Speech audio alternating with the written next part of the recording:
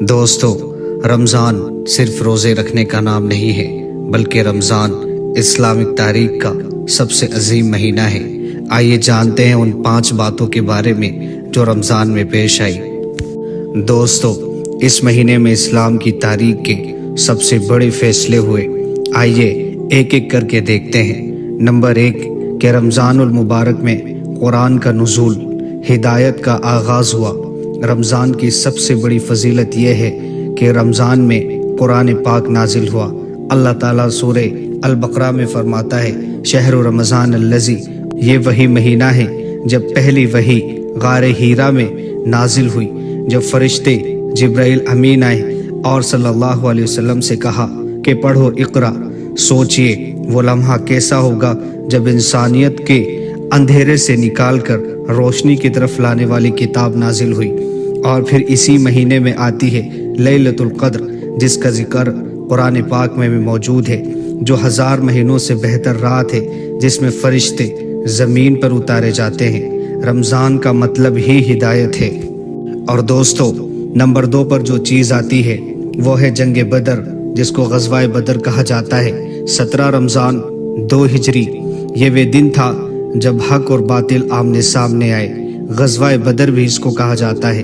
ایک طرف 313 صحابہ جو بھوکے تھے، روزے دار تھے، اور دوسری طرف 1000 دشمن۔ اگر ظاہری اعتبار سے دیکھا جائے تو صحابہ کے پاس سواریاں بھی کم تھی، جنگ لڑنے کے سامان بھی کم تھے، لیکن اللہ کے نبی صلی اللہ علیہ وسلم نے اپنے ہاتھ اٹھائے اور اللہ سے دعا کی، اور اللہ نے فرشتے زمین پر اتار دیے۔ قرآن نے اس دن کو یوم الفرقان کہا، یعنی حق اور باطل کے درمیان فاصلہ کرنے کا دن۔ یہ ہمیں سکھاتا ہے کہ کمزور حالات نہیں ہوتے، ایمان کی طاقت سب سے بڑی ہوتی ہے۔ اور نمبر 3 پر آتا ہے فتح مکہ۔ یہ اسلام کی تاریخ کا ایک بہت ہی فتح کا دن اور عظیم ترین دن کہا جاتا ہے۔ 20 رمضان 8 ہجری، فتح مکہ۔ نبی صلی اللہ علیہ وسلم 10,000 صحابہ کے ساتھ مکہ میں داخل ہوتے ہیں۔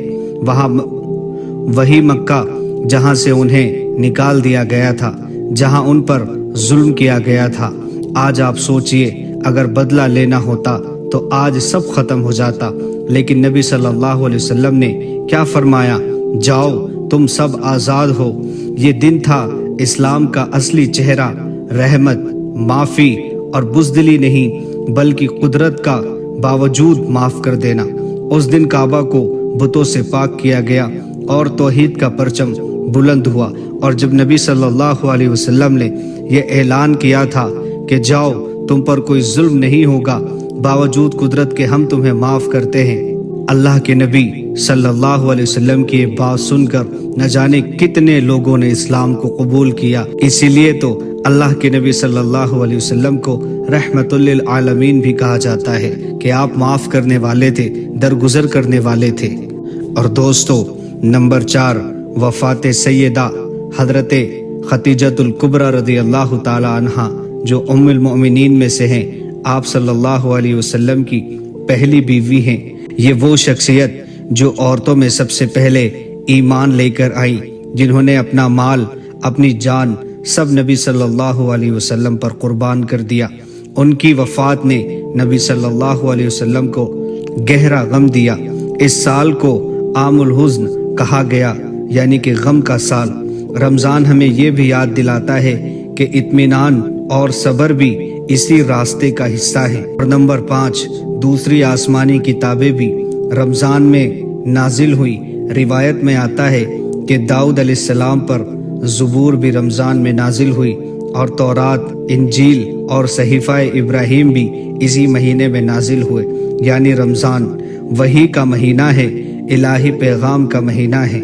اور آخری پیغام، رمضان صرف بھوک اور پیاس کا نام نہیں، یہ مہینہ ہے ہدایت کا، ایمان کی جیت کا، معافی کا، صبر کا اور اللہ کے قریب ہونے کا۔